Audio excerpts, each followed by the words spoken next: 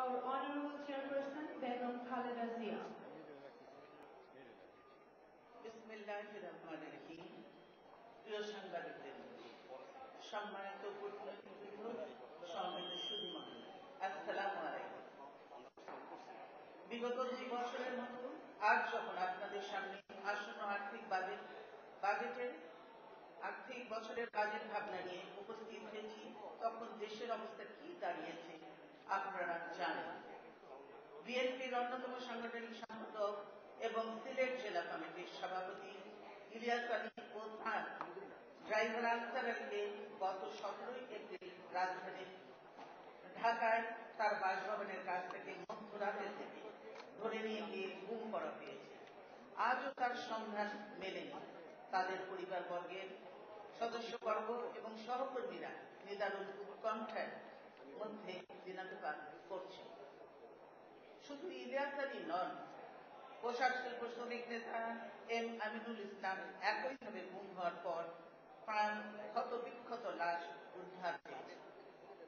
Commissioner Chowdhury Alam গুম হয়েছে 2 বছর হতে চলবে।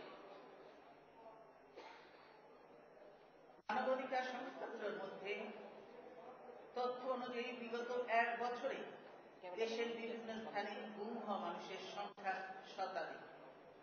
অতি সাম্প্রতিক এক তথ্যে দেখা যায় এ সংখ্যা 122। তন্মধ্যে উল্লেখযোগ্য সংখ্যক বিএনপি নেতা কর্মী। এসব গুমের ঘটনায় দেশে এবং বিদেশে প্রচন্ড উদ্বেগ ও উৎকণ্ঠার সৃষ্টি হয়েছে।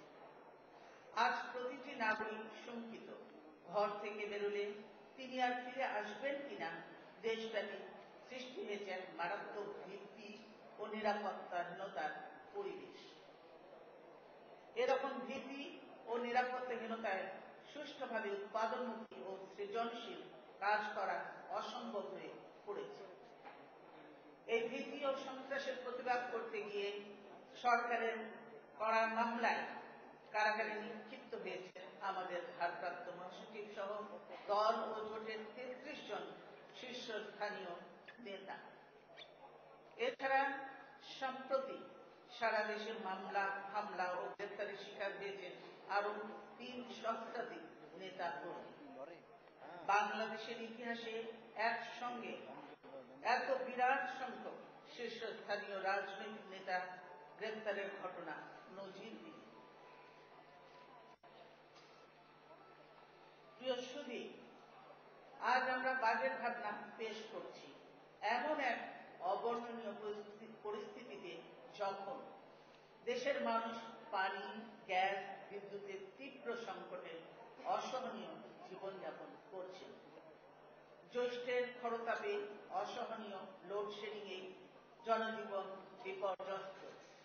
নিত্য প্রয়োজনীয় জিনিসপত্রের বলগাহীন মূল্যস্ফীতিতে জনজীবন পর্যদস্ত ও অর্থনীতি বিপন্ন। উৎপাদনমুখী কর্মসংস্থান ও বিনিয়োগ স্থগিত। খোদ আইন শৃঙ্খলা বাহিনীর হাতেই প্রতি 3 দিনে একজনকে প্রাণ হারাতে হচ্ছে। সাগর রুনি ও সৌদি কূটনীতিক খালাদ আলী হত্যা সহ চাঞ্চল্যকর হত্যাকাণ্ডগুলোর কোনো কুল কিনারা হচ্ছে না।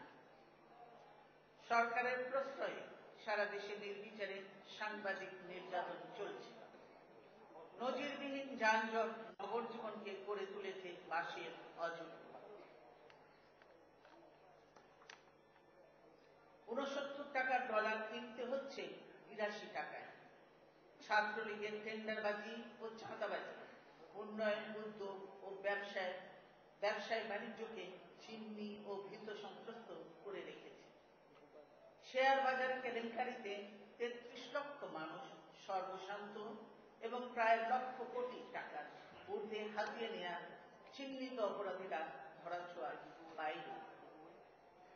সীমান্তে নিরস্ত্র বাংলাদেশিদের হত্যা চলছে।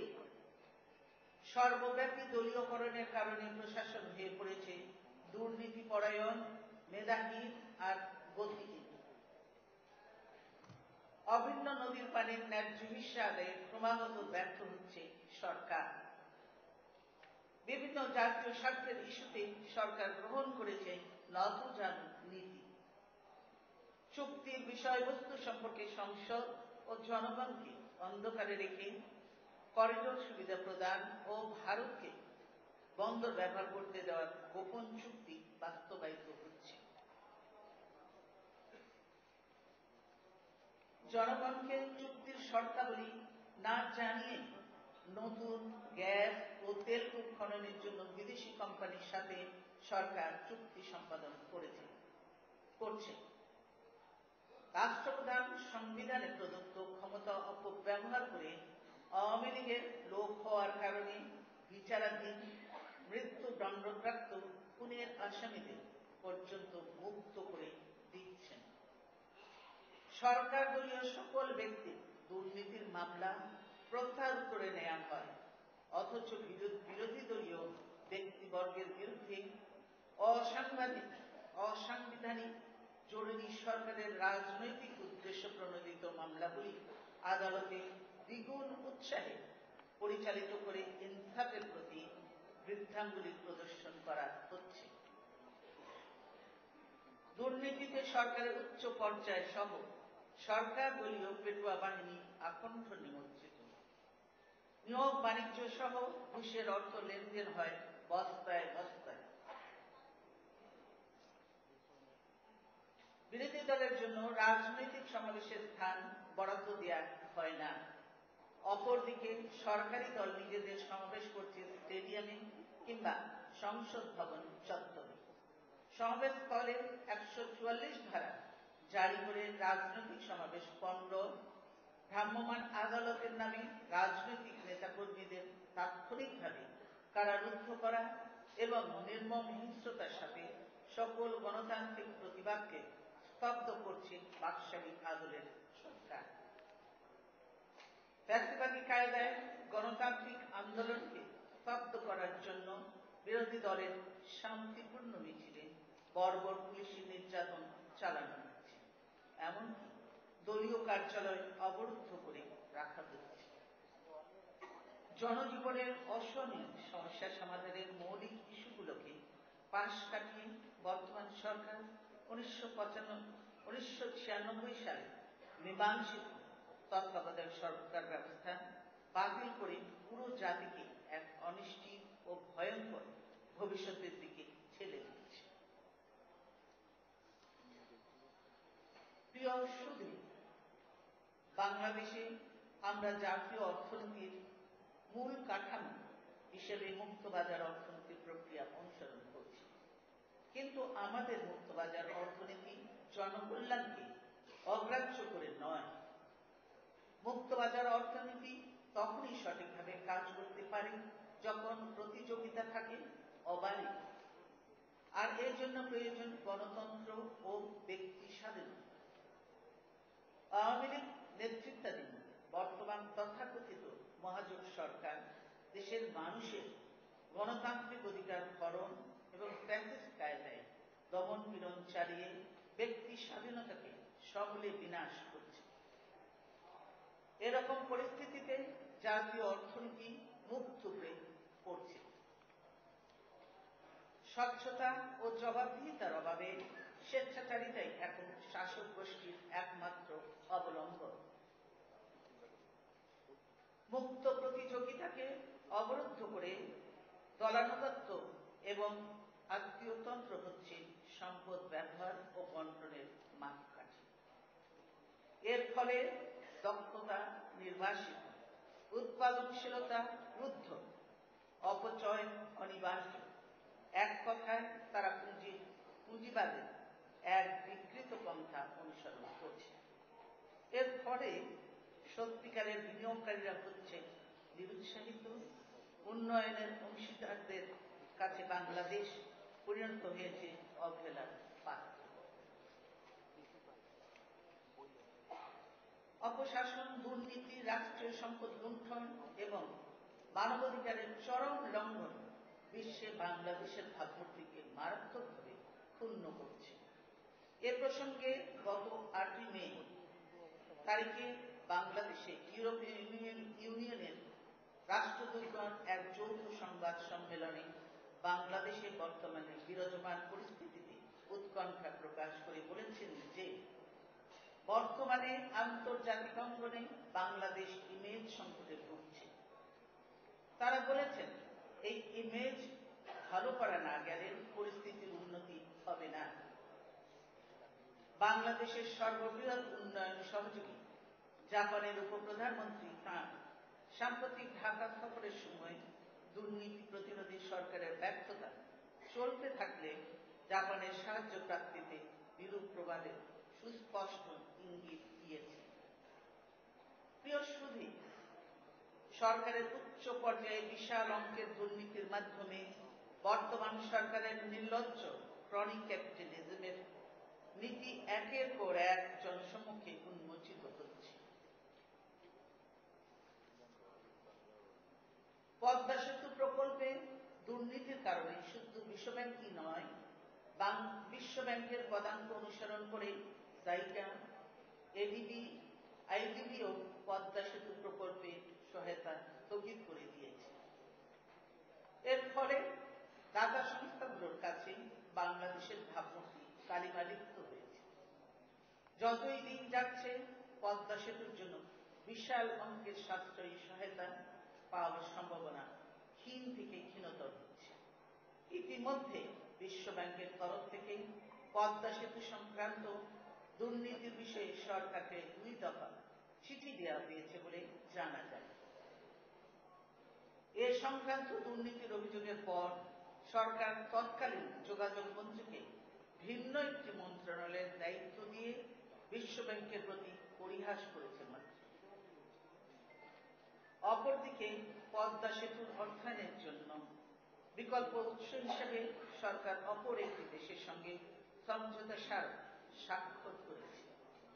অথচ এতে কারা অর্থায়ন করবে, কত সুদে কি শর্তে এই অর্থায়ন হবে তা আজ পর্যন্ত দেশবাসীকে জানানো হয়। বলা হচ্ছে এটি বিওটি ভিত্তিতে বাস্তবায়ন করা হবে। এক্ষেত্রে সেতুটি কত বছরের জন্য ওই কোম্পানির নিয়ন্ত্রণে থাকবে এবং দেশীয় যানবাহনগুলোকে কি হারে টোল প্রদান করতে হবে সেটাও স্পষ্ট করে বলা হচ্ছে না।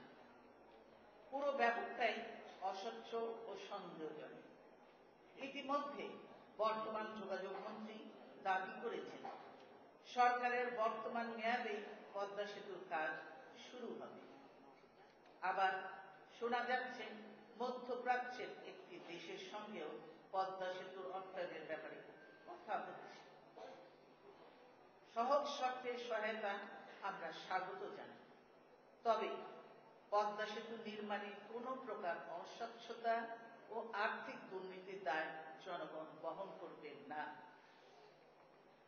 পদ্মা সেতুর জন্য মাত্র 0.75 সুদে বিশ্ব ব্যাংকের সাথে $1.2 বিলিয়ন সহায়তা চুক্তি স্বাক্ষরিত হয়েছে।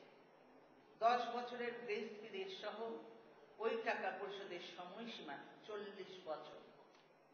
বিকল্প যে কোনো চুক্তি স্বাক্ষরের পূর্বে বিশ্ব ব্যাংকের সঙ্গে সম্পাদিত চুক্তির শর্তাবলীর সাথে বিকল্প চুক্তির তুলনামূলক চিত্র জনগণের সামনে প্রকাশ করার দাবি করছে। কেননা জনগণের প্রদত্ত করের টাকা দিয়েই এই ঋণের অর্থ পরিশোধ করা হবে। আমরা স্বচ্ছতা ও জবাবদিহিতা নিশ্চিত করতে চাই। সেই সঙ্গে আগামীতে সরকার গঠনের সুযোগ পেলে 2টি পদ্মা সেতু নির্মাণের অঙ্গীকার আমরা ব্যক্ত করছি।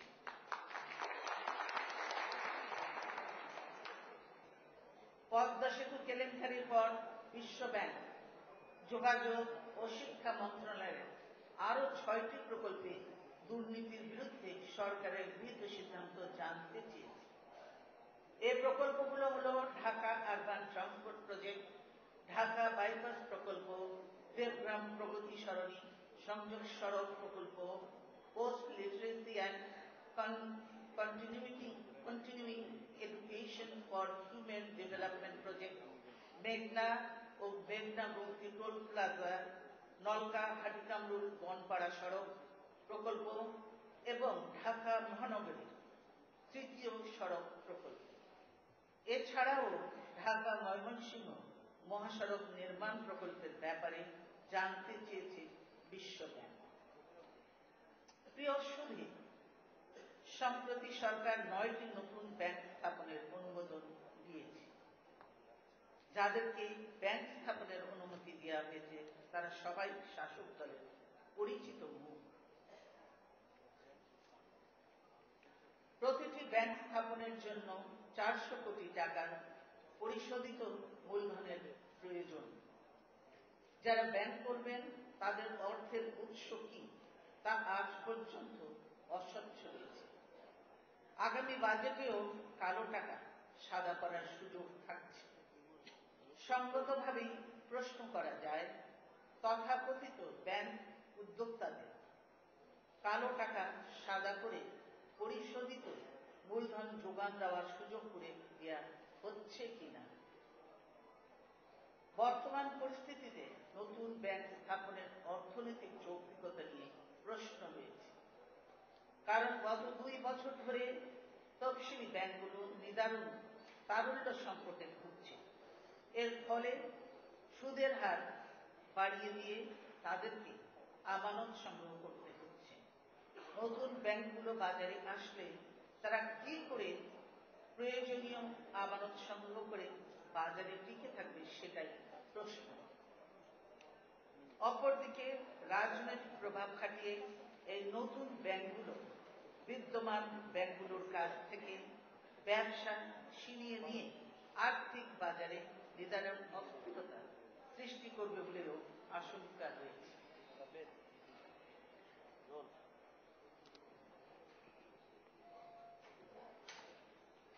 প্রিয় সুধী, কুইক রেন্টাল ও রেন্টাল পাওয়ার প্লান্ট স্থাপনে বিদ্যুৎ খাতে 20,000 কোটি টাকার ঊর্ধ্বে লুটপাট হওয়া এবং ওই টাকার সিংহভাগ ডলারে রূপান্তর করে বিদেশে পাচারের ব্যাপারটি আজ একটি ওপেন সিক্রেট। রেলওয়ের কালো বেড়ালের কাহিনী আজ আর কারো অজানা নেই। এক সময়কার রেলমন্ত্রীর এটিএম এর গাড়ি থেকে বস্তা ভরা টাকা উদ্ধারের মধ্য দিয়ে রেলে কোটি কোটি টাকার নিয়োগ বাণিজ্য জাতির নজরে এসেছে। এখন হাস্যকর নাটক আর কায়দা কৌশল করে এবং লোক দেখানো অর্থহীন সাজানো তদন্তের মাধ্যমে কালো বেড়ালকে আড়াল করার ব্যর্থ প্রয়াস চালানো হচ্ছে। সাংবাদিক দম্পতি সাগর রুনি নৃশংস হত্যাকাণ্ডের অন্তরালেও বিশাল অঙ্কের দুর্নীতি ধামাচাপা দেওয়ার প্রয়াস আছে বলে অনেকেই মনে করেন। শেয়ার বাজারে 33 লক্ষ বিনিয়োগকারীকে সর্বশান্ত করে এবং এদের কারো কারো আত্মহননের পরিণতির মাধ্যমে প্রায় লক্ষ কোটি টাকা লোপাট করা হয়েছে। বিষয়টি তদন্তের জন্য গঠিত কমিটির রিপোর্টে চিহ্নিত দোষীদের বিরুদ্ধে আজ পর্যন্ত শাস্তিমূলক কোনো পদক্ষেপ গ্রহণ না করে বরঞ্চ তাদের অনেককে বিষয়টি সমাধানের দায়িত্ব দেয়ায় শেয়ার বাজারে আস্থা ফিরে আসছে না। অপরদিকে শেয়ার মার্কেট থেকে লুণ্ঠিত অর্থ ডলারে রূপান্তরিত করে বিদেশে পাচার করা হয়েছে বলে জনমনে সাধারণ ধারণা। আমরা লক্ষ্য করছি শেয়ার মার্কেট বিপর্যয়ের পরেই ডলার দুষ্প্রাপ্য হয়ে পড়েছে। ফলে আমদানি ব্যয় ও মূল্যস্ফীতি বেড়েছে। প্রিয় সুধী, 2012-13 অর্থ বছরে খাতওয়ারি বরাদ্দের বাইরে 1,517 কোটি টাকা উন্নয়ন সহায়তার নামে বরাদ্দ রাখা হচ্ছে বলে জানা যায়। এই অর্থ সিটি কর্পোরেশন, জেলা, উপজেলা, পৌরসভা, ইউনিয়ন পরিষদ সহ পার্বত্য চট্টগ্রামের উন্নয়ন করা হবে মর্মে কাগজে পত্রে উল্লেখ থাকলেও মূলত এই অর্থ দলীয় ব্যক্তিদের অর্থ প্রদান মেটানোর জন্যই ব্যয় হবে। এর বাইরেও 1,740 কোটি টাকা